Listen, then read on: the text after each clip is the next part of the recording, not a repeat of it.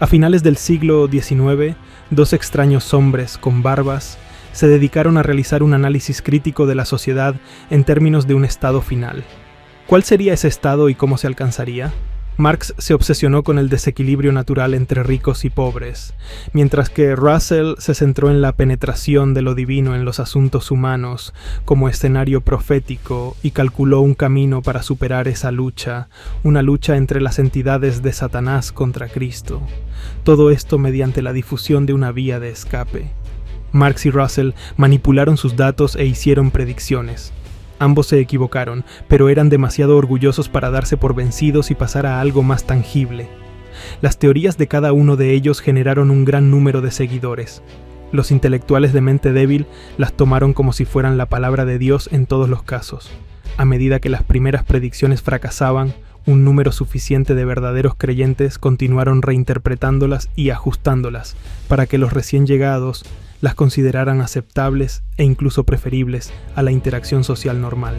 Las dos escuelas de pensamiento, la marxista y russeliana o russelita, se volvieron evangélicas y entusiastas, más allá del desarrollo personal, y se engrandecieron a sí mismas hasta convertirse en un movimiento mundial para cambiar y dividir a la humanidad misma.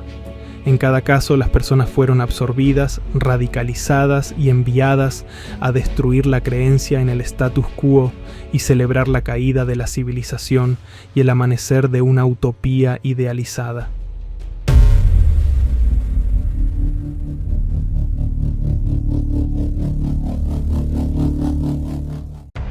El grupo de Russell era denominado Estudiantes de la Biblia, y un gran número de estos en 1931 pasarían a llamarse Testigos de Jehová, pero ahora bajo el mandato de Rutherford.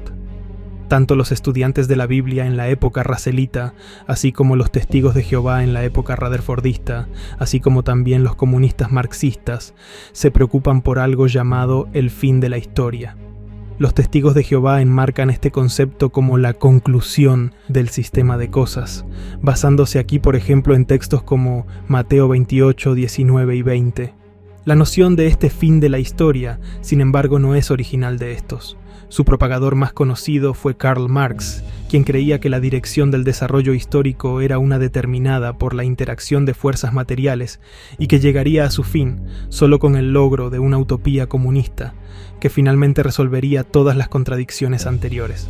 Este concepto del fin de la historia significa también el fin de una lucha entre grupos o clases, con conflictos de intereses, siendo el resultado final la eliminación de las disonancias y desigualdades culturales que suelen ser divisivas. De hecho, Marx, así como otro importante precursor de este movimiento, Friedrich Engels, declaran claramente la importancia de las clases en la historia, con la primera frase del Manifiesto Comunista. La historia de todas las sociedades existentes hasta ahora es la historia de las luchas de clases. En la teoría marxista, una sociedad capitalista enfrenta a una élite contra los desposeídos. Quienes tienen poder, riqueza y privilegios explotan a las clases bajas, pobres y marginadas que luchan por mantenerse a flote. Entre los Testigos de Jehová, la élite consiste en 144.000 reyes y sacerdotes que han sido especialmente seleccionados o, como ellos dicen, ungidos espiritualmente, para gobernar en el cielo con Cristo como seres espirituales transformados, sobre el segundo grupo, la gran muchedumbre o las otras ovejas, quienes tendrían que permanecer con sus cuerpos humanos en una tierra paradisíaca similar al Edén de Adán y Eva. En la teoría marxista, la élite utiliza la riqueza para obtener poder político y controlar la ideología que consiste en moldear la visión del mundo de la clase baja, es decir, su papel en la sociedad. Quienes poseen y controlan los medios de producción, es decir, la infraestructura económica, son poderosos en esa sociedad porque pueden usar la riqueza para aumentar y expandir su poder. Sin embargo, esta clase económicamente poderosa tiene que traducir este poder en poder político, es decir, en control sobre el Estado, la maquinaria de gobierno, etc., y además en poder ideológico, es decir, el control sobre cómo la gente piensa sobre la naturaleza del mundo social, la sociedad capitalista, etc. Entre los Testigos de Jehová, la élite es un cuerpo gobernante religioso político, llamémosle un poder teocrático, para que suene más lindo. Este cuerpo gobernante toma el papel de el esclavo fiel y discreto, o prudente como ahora lo llaman, de la parábola de Mateo 24:45, afirmando de este modo ser los canalizadores o el conducto entre lo divino y lo terrenal, entre su Dios Jehová y los hombres. Las reglas de la vida cotidiana y la supervivencia final de los demás se basa en la obediencia que los testigos de Jehová rasos y de a pie demuestren hacia el cuerpo gobernante. Este es un cuento viejo, puedes poner pausa en esta captura de un artículo de la Atalaya de diciembre de 1958, donde esto del conducto y el esclavo fiel ya era expuesto a rajatabla a mediados del siglo pasado. Y por cierto, a partir de 2013, la naturaleza de este esclavo fiel ya no consideraba a la comunidad global de ungidos, sino que ahora ese papel se lo adjudican exclusivamente los miembros designados varones del cuerpo gobernante de los testigos de Jehová, que sirven en la sede mundial en los Estados Unidos. Puedes indagar en esto en mi video número 172. Pero volvamos al meollo del video. Recordemos que estamos hablando de esta comparativa de la lucha de clases entre el marxismo y los testigos de Jehová. Indaguemos ahora en la ideología. ¿Qué es una ideología? Es básicamente la ciencia de las ideas que controla cómo las personas se ven a sí mismas y a los demás dentro de una cosmovisión. Antes del fin de la historia, antes de que se alcance el objetivo final del paraíso, la preocupación más importante de todos los hombres y mujeres es el resultado de su lucha diaria. La ideología proporciona un contexto para ver el futuro como un paraíso alcanzable, si se toman ciertas medidas para asegurar ese fin. La conformación de esta visión del mundo se logra mediante una propaganda cuidadosamente elaborada y controlada, tanto de la teoría marxista como de la teología de los testigos de Jehová. Pero ahora, ¿qué es la propaganda? Según la Enciclopedia Británica, la propaganda es el esfuerzo más o menos sistemático por manipular las creencias, actitudes o acciones de otras personas por medio de símbolos. Los propagandistas tienen un objetivo específico o un conjunto de objetivos. Para lograrlos, seleccionan deliberadamente hechos, argumentos y despliegues de símbolos y los presentan de la manera que creen que tendrán el mayor efecto. La propaganda, por lo tanto, produce y promueve la ideología ideal. Un tremendo propagandista con un éxito rotundo fue Joseph Goebbels, aunque lamentablemente la propaganda de este junto a la ideología que comenzaba a pregonar traería terribles consecuencias. Pero bueno, para controlar el mensaje o la propaganda, la élite debe controlar los medios de comunicación. Si no se puede controlarlos por completo, se hace necesario socavar cualquier canal de información que compita con ellos. La censura, la difamación, el sabotaje, el ataque personal y las órdenes judiciales son estrategias típicas. Notemos cómo la Watchtower usa esta estrategia a su favor y se anticipa a la jugada. En un artículo de la Atalaya del 15 de septiembre del 2002 se dice: Satanás trata de quebrantar nuestra integridad sembrando dudas sobre lo que se nos ha enseñado. Hoy, tal como en el siglo I, hay apóstatas y otros individuos que procuran acabar con la fe de los ingenuos. Algunas veces se valen de los medios de comunicación para difundir información distorsionada o hasta mentiras descaradas respecto a los métodos y motivos del pueblo de Jehová. Pablo advirtió de que algunos se dejarían apartar de la verdad. Habrá un período, escribió, en que no soportarán la enseñanza saludable, sino que, de acuerdo con sus propios deseos, acumularán para sí mismos maestros para que les regalen los oídos, y apartarán sus oídos de la verdad, puesto que serán desviados a cuentos falsos. Los marxistas prefieren el uso de la hegemonía o liderazgo con el consentimiento de los gobernados, de una de estas dos maneras. La primera, la represión, es decir, la aplicación de amenazas e influencia indebida, o la segunda, la subversión, es decir, controlar lo que enseñan los profesores, cómo se comunican los trabajadores sociales, los medios de comunicación masivos, etc.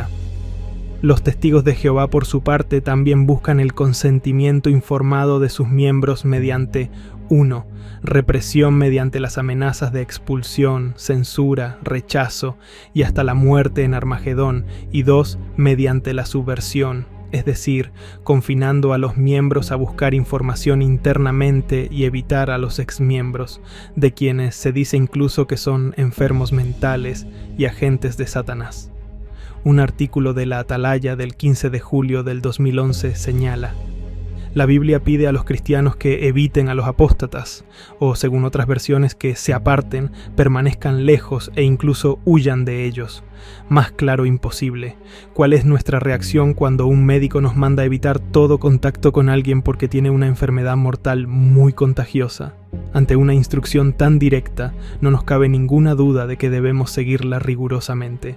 Pues bien, Jehová, el gran doctor, nos manda a evitar todo contacto con cualquier maestro desleal de la verdad, pues es alguien mentalmente enfermo que procura infectarnos con sus doctrinas. Como vemos, el mandato divino también es muy directo, pero ¿estamos igual de decididos a seguirlo en todas las circunstancias? El marxismo intenta convencer a los posibles conversos de su condición de víctimas, de que son explotados, excluidos y marginados por la élite. Al dividir la sociedad capitalista en facciones que se enfrentan entre sí por sus agravios, se desarrolla una estrategia de dividir y vencer. Los testigos de Jehová, por su parte, tratan de convencer a los posibles conversos mediante los estudios bíblicos engañosos. Dividen a los miembros de la familia mediante llamamientos a la pureza, la separación, la obediencia a Dios en lugar de a los hombres, socavando la educación superior y viendo a todos los no testigos de Jehová como personas mundanas que están bajo la influencia del diablo, personas que eventualmente son malas compañías. Ambos grupos, marxistas y testigos de Jehová, emplean el miedo al otro, la sospecha y además alientan la práctica de delatar a otros miembros, informar infracciones y ganarse el favor vendiendo a otros en una purga de purificación.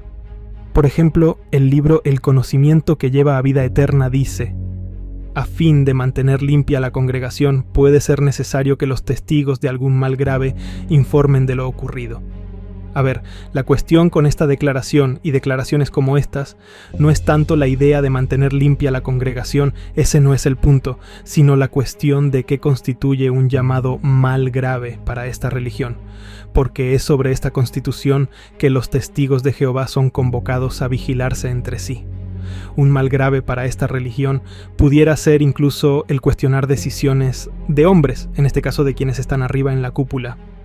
En cuestiones de delatar e informar, la lealtad a la organización tiene que ser incluso por sobre la lealtad a los familiares. Si gustas puedes poner pausa y leer tranquilamente este fragmento de un artículo de la Atalaya del 1 de agosto de 1997 que habla del tema. Tanto la propaganda marxista como la de los testigos de Jehová emplean una crítica de la sociedad para permitir que los conversos vean a todos y a todo como el enemigo, todos los sistemas políticos, sociales, religiosos y educativos como corruptos y condenados. El aislamiento de los miembros paso a paso los vuelve incapaces de escapar porque no hay otro lugar al que ir ni otro grupo en el que confiar más que la célula o congregación central. El individuo se ve absorbido por una mentalidad de colmena, como un funcionario que comparte la carga y alienta al grupo en lugar de a sí mismo. La lealtad a la causa reemplaza la preocupación por las necesidades diarias. Tanto los marxistas como la teología de los testigos de Jehová emplean un sentido de falsa conciencia y alienación, viéndose a sí mismos como víctimas explotadas por opresores del exterior, héroes de un movimiento de liberación que traerá paz y seguridad a toda la humanidad. La situación se convierte en nosotros, los buenos, contra ellos, los malos. Bajo esas circunstancias, se vuelve perfectamente razonable el demonizar al bando contrario, y esa postura recién cambia cuando alguien del bando enemigo se une a nosotros. Ahí recién será nuestro compañero o nuestro hermano. Cualquier mala acción de la élite del partido puede justificarse por la opresión de los amos esclavistas externos, a quienes hay que derrotar. Los testigos de Jehová pueden emplear una estrategia de guerra teocrática, que en la práctica es un pase libre para mentir. El debilitamiento de los vínculos sociales que normalmente crean armonía en la sociedad cotidiana es un objetivo principal de los marxistas y los testigos de Jehová. Si no puedes ver quiénes son tus enemigos, es porque tu mente no funciona con claridad. La tarea de un marxista es crear enemigos y mentir sobre ellos, fomentar el miedo hacia ellos y en última instancia destruir su reputación. De la misma manera, la tarea de un testigo de Jehová es identificar a los enemigos, etiquetarlos, arruinar su reputación y pronosticar su pronta destrucción en Armagedón. Los marxistas buscan crear un vínculo de uniformidad en el pensamiento y la conducta que sea predecible y controlable por la dirección. No se permite ni es posible ningún disenso sin un castigo inmediato. Abundan el lenguaje especial, las innumerables políticas restrictivas y las normas estadísticas. El conformismo marxista y de los testigos de Jehová conduce a estructuras de culto totalitarias y autoritarias. Mientras tanto, la falsa conciencia crea una sensación de ser acogido, protegido y valorado, siempre y cuando se mantenga y verifique una lealtad absoluta por parte de quienes vigilan su actividad. Del lado de los testigos de Jehová, el fracaso de la teología de la Watchtower en producir el fin de la historia a través de maremotos de testimonios sobre fechas fallidas establecidas por el autonombrado portavoz de Dios crearía disonancias acumulativas que tuvieron que ser resueltas. ¿Podría estar equivocada la teología de los testigos de Jehová? Para la misma organización, la respuesta es clara. Obvio que no. Se dijo que el descontento con las fechas fallidas y las falsas interpretaciones proféticas era culpa de los miembros que creían lo que se les decía. Puedes aquí poner pausa si gustas y leer estas citas de la Atalaya llenas de hipocresía. En estas capturas de los párrafos 11 y 15 de un artículo de una Atalaya de diciembre de 1976, un año después del chasco del 75, donde básicamente se culpa a los miembros de a pie por las falsas expectativas que estos tuvieron hacia fechas propuestas por la propia cúpula de la Watchtower. Después del fracaso de 1975 se inició una purificación o purga, y el Politburó de Brooklyn fue purgado de pensadores individuales, cuestionadores y partidarios desleales. Surgió una ola de artículos inquisitoriales opresivos que dividió a las bases en facciones que ahora debían protegerse de los enemigos internos y externos. Se desarrolló un nuevo lenguaje en torno a los exmiembros. Los exmiembros se habían convertido en el nuevo enemigo. Sin enemigos, ¿dónde están el miedo, la alienación y la necesidad de lealtad? Una caza de brujas global de denunciantes apóstatas y disidentes amplió la contraofensiva del cuerpo gobernante contra aquellos que cuestionaban la versión fallida de la realidad de la Watchtower. En 2013, las creencias fundamentales que sustentaban la teología de los testigos de Jehová cambiaron radicalmente. Se había producido una reorganización silenciosa en todos los niveles, prácticamente invisible para los miembros de a pie. La extorsión legal por pederastia, la venta de propiedades y la transformación interna se ocultaron astutamente. Los apóstatas no podrían atravesar el muro de exclusión. Los testigos de Jehová estaban ocupados buscando fantasmas, enemigos internos, así como mirando por encima de sus hombros, creando así una mentalidad de búnker de miedo y lealtad indebidamente influenciada. En la teoría marxista surgió una crisis de credibilidad similar. La sociedad capitalista, decía la teoría, era tan injusta que debía crear una revolución entre la población oprimida y descontenta. Sin embargo, la revolución nunca se produjo, aunque se predijo que sucedería en Estados Unidos. ¿Podría estar equivocada la teoría marxista? Para la cúpula, eso era impensable. En cambio, se hizo necesaria una evasión táctica del fracaso de la teoría marxista. La disonancia cognitiva llevó a un replanteamiento de las estrategias centrales. Los marxistas de la escuela de Frankfurt culparon a las élites de la clase dominante de sobornar a los trabajadores, dándoles derechos y haberlos cegado con una falsa conciencia que los llevó a apoyar a los gobiernos nacionales y la democracia. Según la nueva propaganda, el excepcionalismo estadounidense era una mentira que trataba de ayudar a los oprimidos a tener éxito, convirtiéndose en ricos propietarios, líderes empresariales y personas influyentes. Esto se consideraba una trampa astuta. A la llamada clase baja, pobre y con éxito, ahora se la etiquetaría de vendida, tonta, una idiota útil explotada como señuelo por la élite opresora, al igual que antes. La propaganda afirmaba que se había impuesto a la clase baja una falsa conciencia de éxito. Todavía tenían que despertar y empezar a odiar a los opresores. Debían verse alienados por el prejuicio racial, la desigualdad salarial, el sexismo, las distinciones de clase y, por supuesto, el privilegio blanco. Los enemigos están por todas partes entre la élite gobernante blanca, sobre todo en los judíos corporativos. Esta nueva estrategia se llamó teoría crítica, y su objetivo era esencialmente la crítica destructiva de los principales elementos de la cultura occidental, incluidos el cristianismo, el capitalismo, la autoridad, la familia, el patriarcado, la jerarquía, la moralidad, la tradición, la moderación sexual, la lealtad, el patriotismo, el nacionalismo, la herencia, el etnocentrismo, la convención y el conservadurismo. Así que la estrategia de dividir y vencer estaba viva y coleando. Esto comenzó durante la Guerra de Vietnam durante la década de 1960 en los Estados Unidos. Tanto los testigos de Jehová como los teóricos marxistas logran dividir a la gente en clases oprimidas y temerosas, que ven enemigos por todas partes, que actúan sin identidad individual, solo lo hacen como clase, y que tienen como objetivo destruir todas las estructuras existentes del viejo sistema de cosas, que de todos modos está condenado al fracaso. Ambos grupos actúan a través del control negativo del pensamiento, la victimología y la presión para conformarse, subvertir y socavar la realidad. Cada grupo mantiene una forma de corrección política que busca obligar a todos los miembros de su respectiva sociedad a hablar exactamente de la manera correcta prescrita por el cuerpo gobernante o cabeza. Finalmente, la conclusión es esta.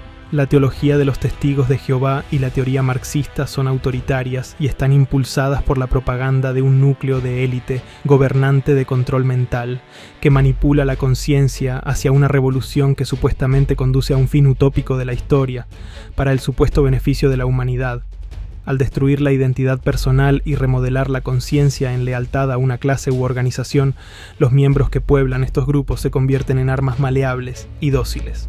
De la misma manera, bajo las administraciones de Rutherford, Knorr, Franz y bajo la actual dispensación del cuerpo gobernante de hoy, los testigos de Jehová han sido seducidos por propaganda disfrazada de verdad bíblica y un plan profético improvisado, para que renuncien a su tiempo, sus familias, sus vidas y su lealtad por nada más que un ensueño idealista intangible del paraíso. La historia condena al marxismo por sus crímenes contra la humanidad, como debe hacerlo con la organización Watchtower, que ahora tiene una población de casi 9 millones de personas en todo el mundo. Tanto los marxistas como los testigos de Jehová son evangélicos en su diseño y ejecución del reclutamiento de creyentes verdaderos y entusiastas, que luego son enviados a crear nuevos conversos radicales, que sin saberlo, a su vez amontonan abusos sobre la sociedad mediante su incesante propaganda y su total desprecio por el progreso, la caridad y la educación efectiva. El marxismo y la teocracia jehovista son imaginarios desbordantes, virales, mesiánicos y malévolos por fuera, pero aparentemente curativos y prescriptivos por dentro. Podemos hacer nuestra parte sacando a la luz las insidiosas tácticas y políticas egoístas de esos grupos y manteniéndonos alerta ante sus subterfugios. En verdad, no hay mejor momento que el presente para iniciar el proceso. Los líderes de esos grupos han disfrutado de una magnífica ventaja. Es hora de cerrar la brecha.